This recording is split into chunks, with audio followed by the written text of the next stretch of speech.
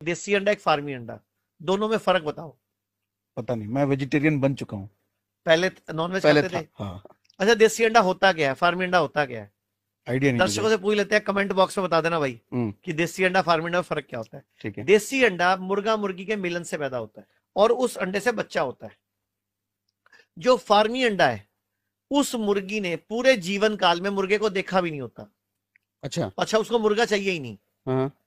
अच्छा, हमारी फीमेल में 28 दिन पीरियड्स चलते हैं, 5 दिन बंद होते हैं, चंद्रमा की कला से चलते हैं।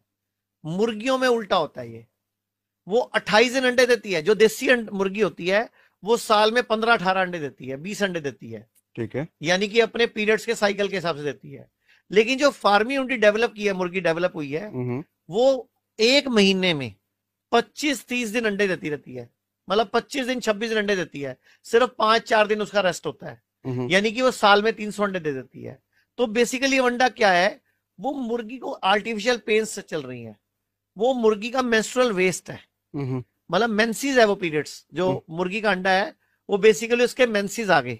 अब हम उसके मेंसेस खा रहे हैं, तो क्या हेल्दी डाइट है वो? उससे हमें न्यूट्रिशन मिलेगा, और वो मुर्गी ने कभी मुर्गा देखा नहीं है। चलो ये मुर्गा अंडे को साइड पे कर देते हैं। आप जब नॉनवेज खाते थे तो मुर्गा खाते थे कि मुर्गी खाते थे? मुर्गा खाते थे। कैसे पता आपको? ये नहीं पता। मार्केट में जो मिलता है ना वो मुर्गा होता है ना वो मुर्गी होती है, वो बॉयलर होता है, वो सिर्फ मांस के लिए डेवलप होता है। वो अच्छा? बहुत ना वो मुर्गा होता है ना मुर्गी होती है, वो सिर्फ मांस के लिए बड़ा करते हैं। एक तरह से वो हार्मोन डिस्टर्ब प्राणी है। उसको खा के हमारे हार्मोन क्या हेल्दी होंगे? एक मुर्गे का बच्चा 40 दिन में मतलब लगभग 300 ग्राम का होता है। ठीक है। लेकिन वो वाला मुर्गा 40 दिन में 1.25 किलो का हो जाता है लगभग। अच्छा। ग्रोथ हार्मोन की वजह से वो मतलब सिर्फ मांस वो के लिए डेवलप हुआ, और वो ठुस होता है, उससे चला भी नहीं जाता। मतलब भयंकर, जैसे एक मान लो एक आम आदमी में 700 किलो का आदमी जो ऐसे पड़ा हुआ है, वो वाला वो मुर्गा होता है। मुर्गा या मुर्गी जो भी बोल लो उसको, या बोथ सेक्स बोल लो उसको आप। अब उसका मांस खा रहे हैं हम, जिसने जीवन काल में कभी धूप नहीं देखी, उसको पिंजरों में बंद करके रखा गया, चोंच उसकी आगे से आग लगा दी जाती है ताकि एक दूसरे को चोंच ना मार दे। मांस के लिए उसको हार्मोन दिए जा रहे हैं, एंटीबायोटिक एंटीवायरल दिए जा रहे हैं ताकि उसको बीमारी ना लगे।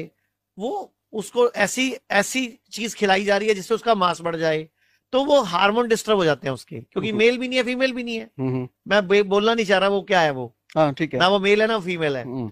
तो उसको खा के आप सोचते हो आपके बच्चों की सेक्स शक्ति बढ़ेगी, आपके बच्चों की हाइट बढ़ेगी? अरे बीमार होंगे वो। ये जो एलजीबीटी समुदाय बढ़ रहा है, हार्मोन डिस्टर्ब प्राणी कहां से आ रहे हैं इतने? क्योंकि जब हम डिस्टर्ब चीजें खाएंगे तो हमारे हार्मोन भी डिस्टर्ब होंगे। एक माँ के पेट में जब बच्चा है और माँ ने गलत गलत चीजें खाई तो उसके हार्मोन बिगड़ रहे हैं ना, उसका जीन बिगड़ रहा है ना, उसका डीएनए बिगड़ रहा है ना, तो उसका असर बच्चे पे भी तो आएगा। एक फीमेल आई 19 साल की, उसके पीरियड से शुरू नहीं हुए।